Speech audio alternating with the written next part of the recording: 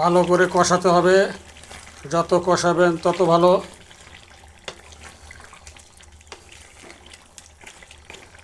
একটু পরে দিব আলু আর আস্তা রসুন, গোটা রসুন বলা হয়, এক এক দেশের এক এক ভাষা। এখন আলু আর রসুন দিয়ে দিলাম।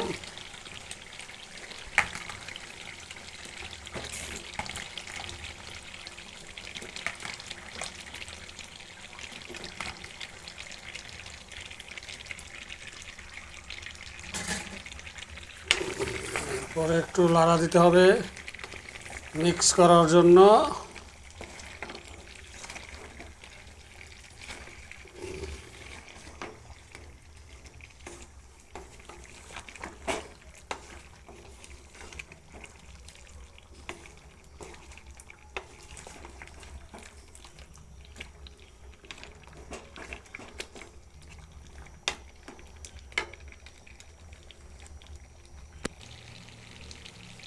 সুন্দর করে কষাইতে হবে, জাল কমায় দিতে হবে যাতে আলুটা সিদ্ধ হয় এই তেলের ভিতরেই।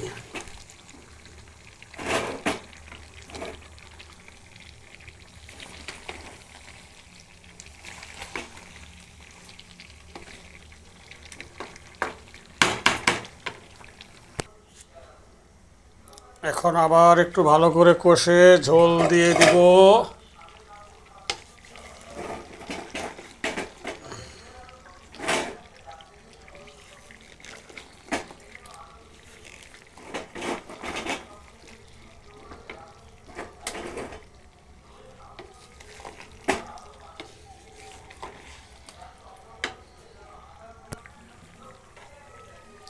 ঝোল দিয়ে দিচ্ছি।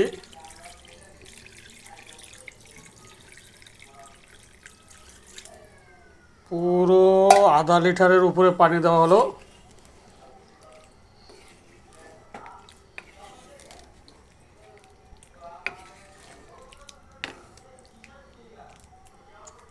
আর নামানোর আগে অবশ্যই জিরা ভাজার গুঁড়া দিতে হবে একটু।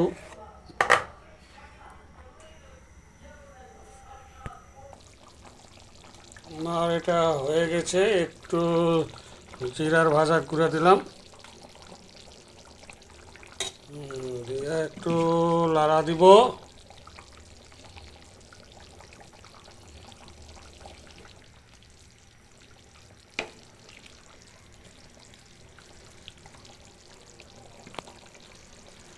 আজকের মতো আমার তরকারি পাক শেষ। আল্লাহ হাফেজ। সবাই ভিডিওটা শেয়ার করবেন, লাইক করবেন, নতুন ভিডিও যাতে বানাতে পারি।